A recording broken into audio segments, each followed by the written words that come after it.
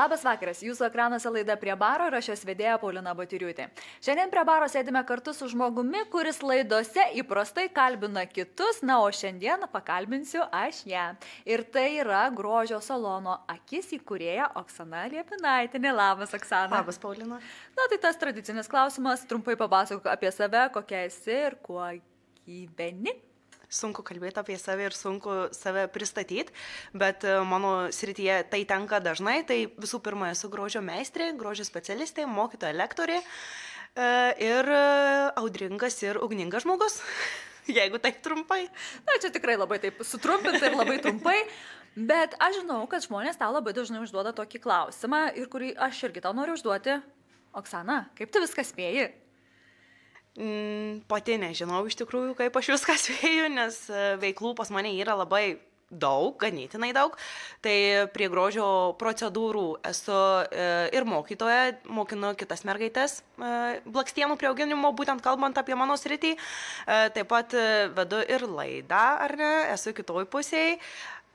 Turiu elektroninę parduotuvę, prekiauju, atsakinga už viso salono 4 sienas ir prie to pačio esu dar ir mama ir viską spėju laiko organizavimo būdu.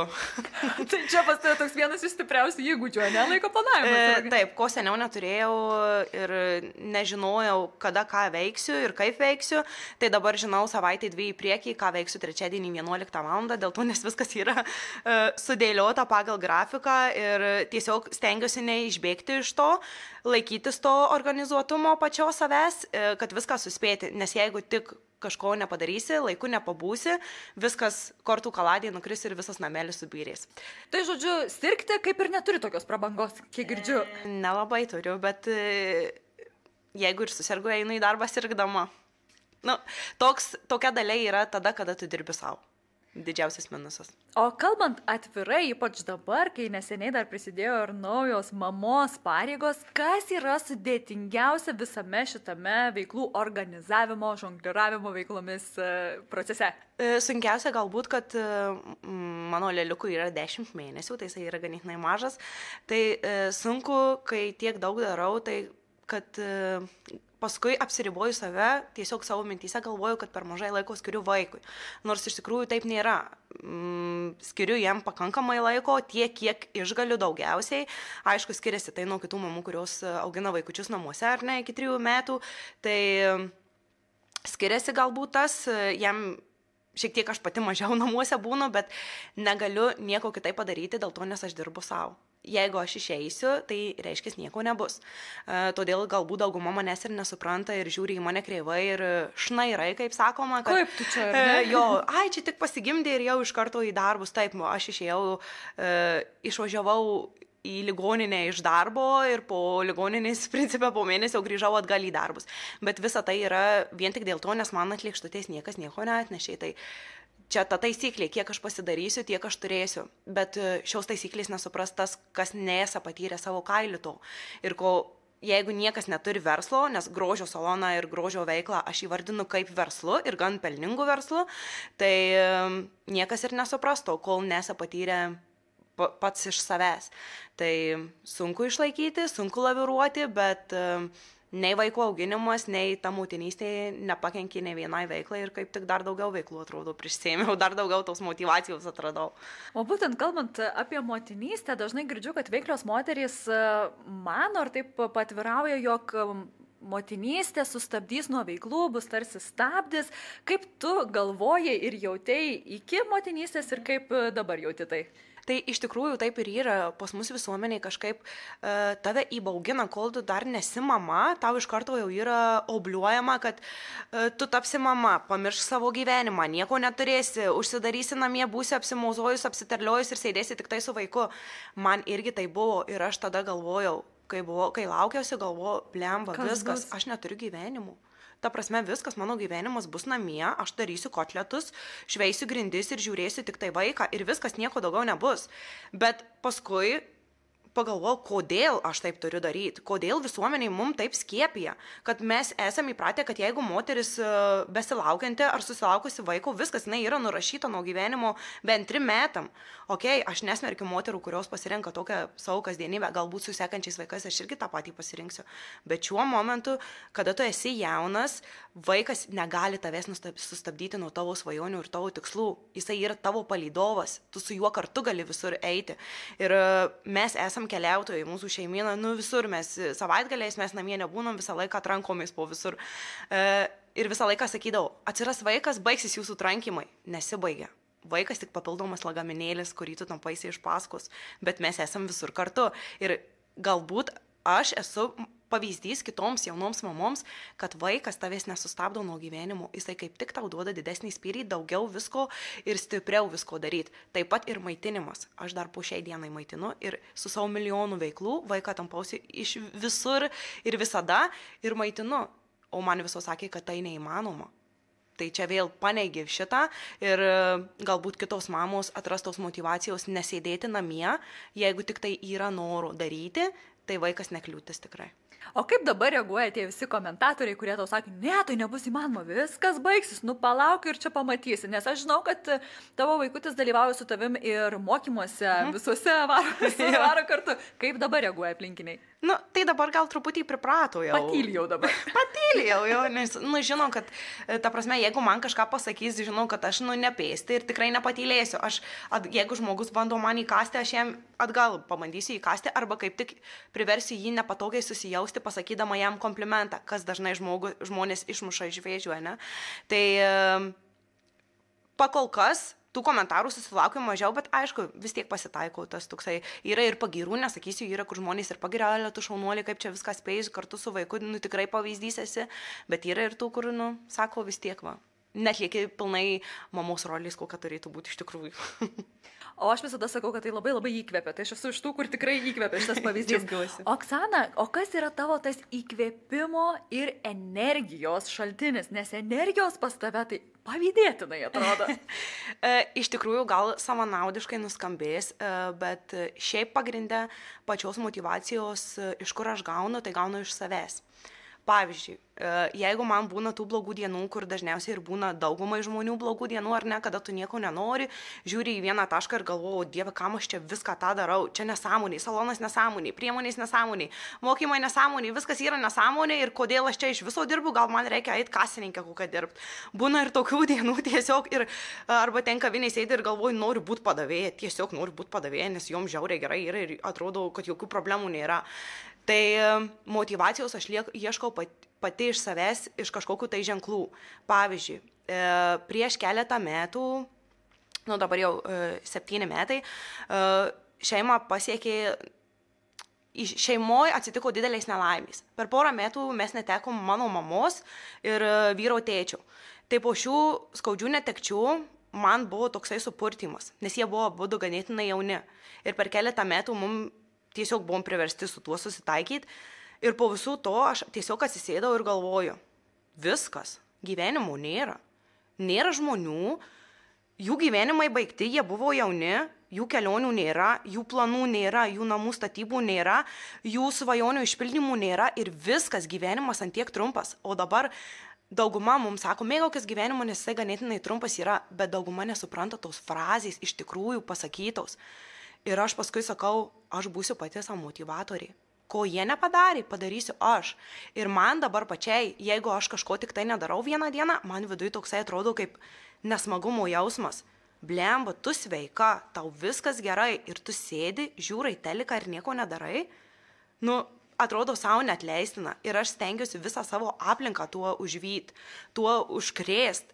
Ir mano mokiniais, kurios ateina, pavyzdžiui, pas mane nieko bendro neturinčios grožio srityje, nori išmokti to, aš jom visą laiką sakau, nesvarbu, kas ką apie jūs pasakys. Nesvarbu, jeigu jūs tik norit, net jeigu tik 0,5% yra, kad tu galvoji, kad galbūt aš galėčiau būti grožio meistrė ir dirbti savo, važiuojam, daryk, aš esu žmogus, kuris tave į tai atves. Ir aš jas motyvuoju, jos mane motyvuoja ir tos motyvacijos gaunu iš visos aplinkos, motyvuodama pati save. Labai išplėstai atsakiau į šitą klausimą. Labai super. Žinai, pas mus dar yra įprasta ir kitas dalykas, kad kažkaip jau jeigu pasirinkai vieną sritį, tai tu būk malonus joje ir būk. Ir tik tai ir daryk. Ir jau jeigu kažką pradedi daryti šalia, kas net ir nesusijęs su tuo, ką tu darai, kažkas čia su tavim gal ir nelabai gerai. Kaip, aš tavęs noriu paklausti, ar lengva būti žmogumi, kuris nori ir daro tai, kas tarpusavį ir nesusiję, daug veiklų, ir kaip į tai reaguoja aplinkiniai? Nelengva daryti daug veiklų, nes, kaip ir minėjau, reikia daug organizuotumo, o aplinkiniai žiūri, tai žiauriai įdomiai, ta prasme. Vien tik kalbant apie šeimos narius ir aplinką, kuri mane supa, ar ne, tai dabar, šiai dienai, jau jie tiesiog nebeklausia, ką aš dar užsimsiu, nes aš esu viską išbandžius nuo karoliukų vėrimo iki šuniukų prieglaudos prižiūrėtojus. Ta prasme, viską. Jau jiem yra nenuostabu, kad kažkas dar turi būti, ką norėtum pabandyti. Taip, tai yra dar tų veiklų tikrai, kur tempo galvoju, blemba, norėčiau šitą profesiją išbandyti. Tai jau jie dabar tai nebesuka galvos, kad Oksana vėl kažką naujo sugalvojo, bet šiaip pradžioje tai visi skeptiškai žiūrėjo. Tai jeigu tu išmokai tas blakstienas klijuok, tai būk maloni ir klijuok. Ir daugiau nieko nedaryk. Taip. Bet sakau, man neužtenka. Aš dieną noriu klijuoti blakstienas, o vakare noriu galbūt laidą vest. O po laidos vedimo noriu ir renginį vest, nes šiuo metu su vyru mes esame renginių vedėjai, kur iš viso iš oro atsirado šitą profesiją. Bet tiesiog man labai patinka ir linksminti žmonės, ir galbūt parodyti save daugiau iš tos nekasdieniškos pusės, bet iš oficialios pusės. Tai ir stengiuosi nepriboti savęs ir išbandyti daugiau sričių. O laiko einant galbūt man nusibos visos tos sritys ir aš pasiliksiu tiesiog prie vienos, bet aš žinosiu, kad aš būsiu daug ką išbandžius. Arba dar atsiras nauja. O kaip tu pati savyje, žinai, tokios iš tų reakcijų, ar tokia nesijauti truputėlį ateivis žemėje, arba bent jau anksčiau taip nebuvo? Jaučiuosi ir dabar jaučiuosi, nes šiaip iš tikrųjų taip atrodo gal viešumoje, kad aš esu tokia ugninga, charizmatiška, tokia visko norinti ar ne, ir atrodo visus užvedanti, bet pavyzdžiui, tu mane įstumki nepažįstamų žmonių būrį, tai aš būsiu tylenį. Ir aš pirma tikrai neįsiu tavęs ir nekalbinsiu. Kol priešingai tu nepasakytai to apie mane. Tai aš turiu tą savo dvi pusės, kaip ir dauguma žmonių. Vienur aš esu rami, kitur aš esu audringa. Tai tas toksai va ir susižaidžia, manau, vienas kitą ir papildo.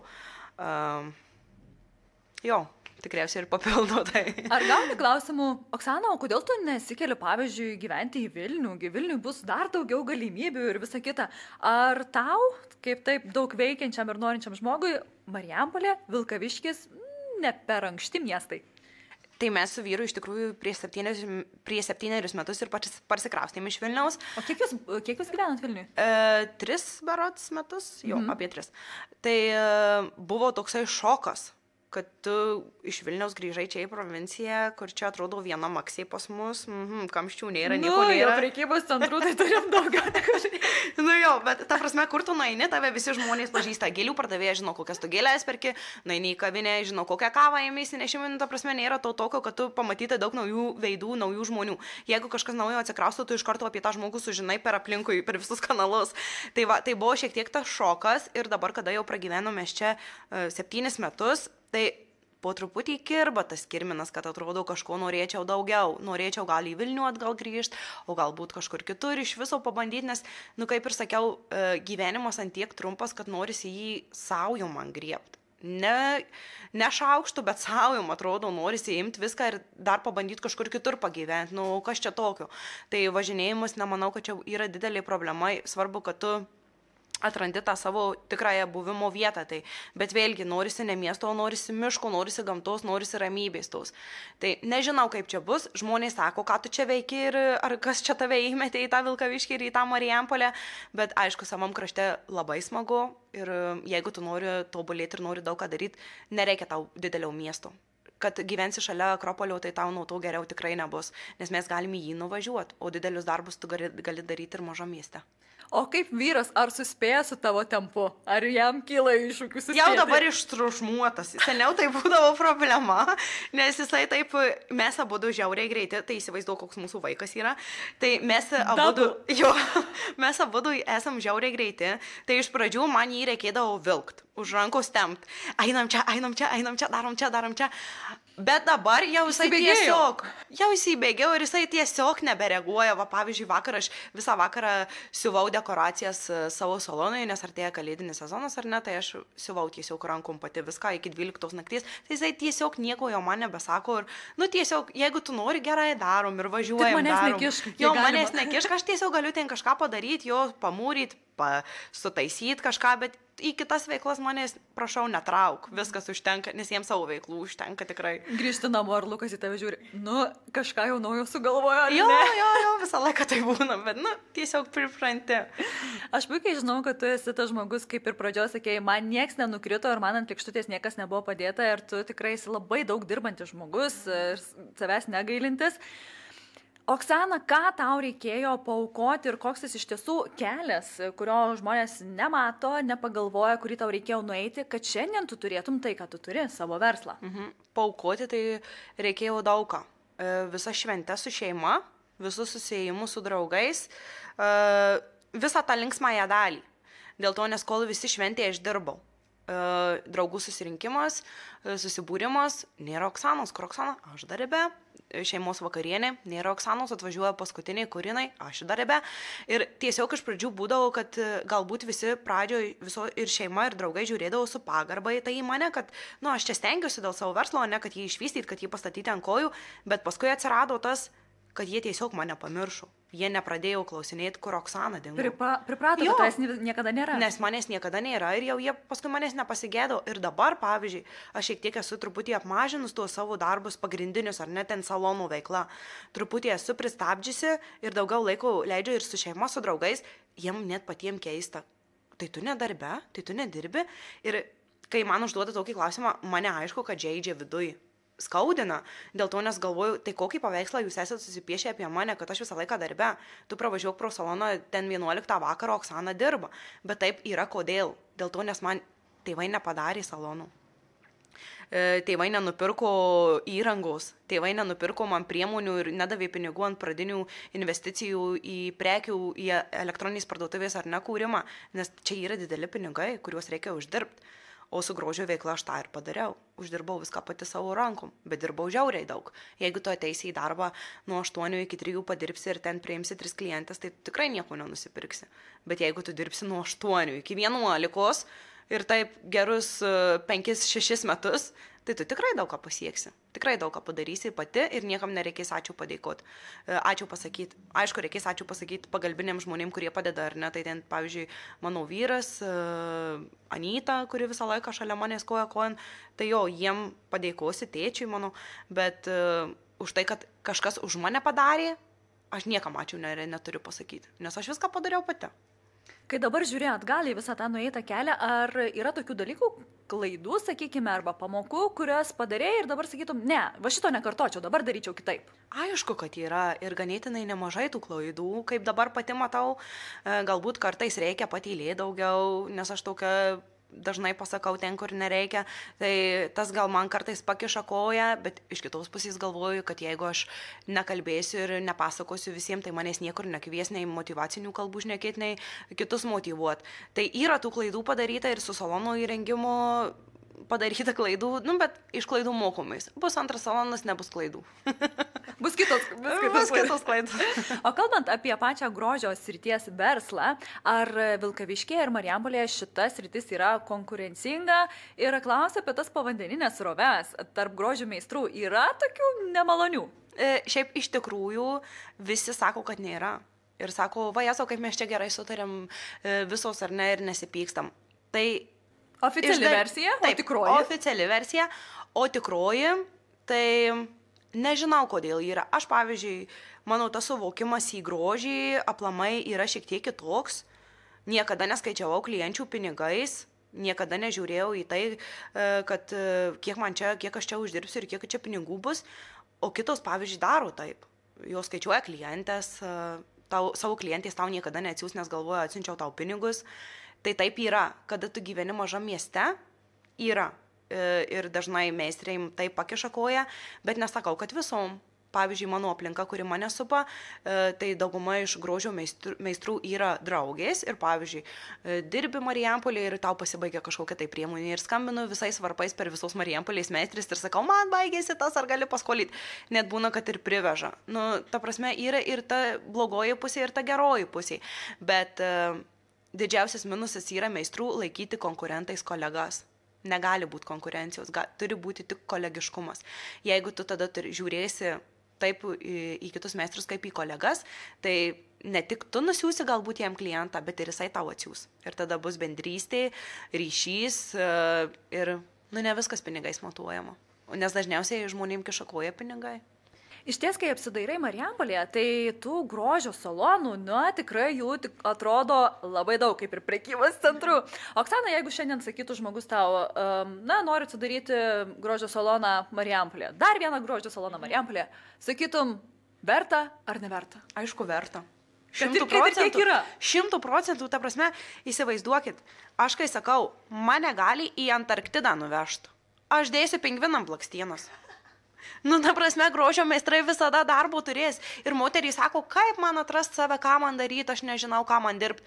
Pabandyk dirbti grožį, nes čia darbo visada bus. Ar jaunas, ar senas, moterys nori būti gražios visada, bet kokio atveju, ar tai antakiai, blakstienos, nagai ar makiažai, tu visada darbo turėsi. Bet jeigu tu pats įdėsi daug darbų, jeigu tu sėdėsi ir lauksi, kad, tai kur čia mano tos klientais, nei vienos klientais, čia tikrai nepelningas verslas, aišku, kad nebus. Turi žiauriai daug reklamuotis, žiauriai daug dirbti ties darbais, daug dirbti nemokamai ir tikrai turėsi klientų, o salonų niekada nebus per daug. Niekada nebus. Dėl to ne žmonių daug, o dabar ir vyrai puošiasi labai, tai kuo daugiau, tuo geriau. Pakalbėkime dar apie tą laiką, kai jūs su vyru turėjote fotostudijos nuomos verslą pavadinimu Edilo, ar ne? Po kurio laiko jūs šios veiklos atsisakėte. Dėl kokių priežasčių? O dėl to, nes visi sakė, ateis fotkytis ir nieks netėjo. Ne, iš tikrųjų tai buvo irgi toksai labai spontaniškas sprendimas atsidaryti tą studiją. Čia daugiau iš mano pusės, Lukas galbūt nelabai palaikė, bet visgi atidarėm, daug darbo įdėjom, daug pastangų, sienas dažėm ir visa kita, bet ne Marijampolėje, ne mum. Mes esam, kad ir kaip liūna, bet tiesiog mes nesuprantam, kas čia yra per dalykas. Pas mus dar neatėjo. Dar per anksti galbūt. Provincijoje dar per anksti, nes žmonės skambina, ar jūs ryškinat nuotraukas, kokias nuotraukas, čia reikia ateit fotkytis, o ne nuotraukas ryškyt. Ta prasme, neatskyrė šitų reikalų. Nesakysiu, kad nebuvo klientų, buvo, kai per metus laiko mes neišėjom į minusą visiškai, nes čia dabar pirmas kartas, kada aš kalbu apie tai, nes man buvo iš pradžių sunku pačiai pripažyti ir aš niekur nei Instagrame, nei socialiniuose tinkluose, tiesiog mes, kai nusprendėm uždaryti, viską uždarėm, ištrynėm, viskas, pamirštam. Taip, ir jeigu manęs net gal nelabai ir kas klausė tiesiai, kas nes galbūt prisibijojau truputį, bet aš niekur ir nepublikavau, kodėl mes uždarėm, kaip čia uždarėm ir kas čia atsitiko iš visų. Dėl to, nes man buvo pačiai sunku pripažyti, kad aš suklydau, kad man neišėjau, kad man nepaėjau, bet mes nenuėjom į minusą, mes įsilyginom lyginai tiek, kiek buvom suinvestavę ir netruputį uždirbom, bet jeigu išlaikyti šitą verslą, reikia labai daug darbo įdėti. Ir reikia labai daug patiems dirbti. Dėl to, nes žmonės ateina į studiją pasifotografuoti patys, jie nesaugoja tavo sienų, jie nesaugoja tavo baldų, jie ateina, lipa su baldai, su patais ant baldų, spardo sienas, buvę ir tokių atvejų, ta prasme, vaikus paleidžia ir jų nesudrausmina ir paskui tu ateini po jų tų vizito tvarkytis ir žiūrai, blemba, čia suplėšyta, čia sudarkyta ir paskui galvoju, rimtai aš noriu aukoti savo laiką išveisdama tuos plintusus? Nenoriu, nes jie nevertina žmonės. To neįvertina. Tai tiesiog ne Marijampolėje fotostudiją dar turėti. Galbūt, kai tu esi fotografas pats ir pats fotografuoji, tai gal viskas ir kada tu pats prižiūrai, bet kada paleidi tokią kaip ir švenčių erdvę ir vaikų gimtadieniai ir fotografuotis gali pats, tai tiesiog jie nesupranta, ką reiškia tiem fotografuotis pačiam. Kokią vertingiausią tu pamoką savo pati viduje, kai sakai, aš ilgą laiką nepripažinau, bet dabar kokią pasiėmei savo viduje iš šito etapo? Kad šaunuoliai, kad pabandžiau. Belia kaip šaunuoliai ir džiaugiuosi savim, nors man iš pradžių sakė daug kas, pamatysi, nepaeis čia su tavo to fotostudija, čia tau nieko neišės, dėjai blakstienas tai ir dėk. Galvoju, tai pabandysiu, pažiūrėsiu, ar gausis ar ne, o mažu gausis, o kas čia žino. Pabandžiau, neišėjau, nu gerai, važiuojam toliau. Ateis kita mintis, pabandysi kažką kitą. Taip, pažiūrėsiu, ką dar man gyvenimas atmes, kokių idėjų. Oksana, dar socialiniuose tinkluose labai tikrai nesunku pastebėti, kad svarbi tema tavo gyvenime yra šventės. Dekoracijos ir visada yra kažkas apranga, kažkas kitaip, kūrybiškai, na čia labai yra akivaizdu, dėl ko tau tai yra taip svarbu. Galbūt dėl to, kad patinka išsiskirti iš minios, tai čia gal pagrindinis tas, o apranga tai, nu tiesiog aš nusiperku, jeigu pavyzdžiui paprastus džinsus ar ne, ir aš juos susidedu ir galvoju, ne mano, reikia grafkių. Jau vakare ten dedi grafkės arba jau siuvinėjai arba skambini brolio žmonai, nes jinai ganėtinai gražiai siuva. Ar galėtų man ten prisiū tokį birbizą, kad čia man gražiai. Ir sako, ir vėl to Oksana prisigalvoja kokių nesąmonių. Bet tiesiog man patinka, kad va tas paprastas daiktas atrodo visiškai kitaip, kur tu net nepagalvota, ar ne? Ir nebūtina tau investuoti didelių pinigų į tavo aprangą. Tu gali daug ką pats pasidaryti, gali dasiūt arba gali šiek tiek išardyti ir jau daiktas visai kitaip atrodys. O kalbant apie dekoracijas, tai grožio salonas mano yra visą laiką pagal metų laikus skirtingai papuoštas. Tai pavyzdžiui dabar rudeniškai, paskui kalėdiškai, tada pavasarį, gėlės, rožiais ar ne kažkokios. Tai irgi toksai kaip išskirtinumas, nes miesto gyventojai pamato ir sako, nu jau mes laukiam, kaip jau tu čia pasipuošę, ateina fotkinasi, pagiria, paskatina, tai mane tas labai paglosto širdį, kada žmonės įvertina. Aišku, susilaukiu ir tokių, kam čia darai savo nesąmonių, apdėliuoju tą saloną, atrodo, dirb taip kaip visos ir viskas, čia investuoja papildomai laiko, nes, tikrai atima ir labai daug laiko ir pinigėlių, ar ne, nemažai visos šitos dekoracijos kainuoja, bet kai daug ką darau pati, tai kažkaip viskas savaime tiesiog gaunasi taip spontaniškai. Man patinka, kad žmonėms patinka, kad gražu. O apie ką tu dabar svajoji, kur nori nueiti?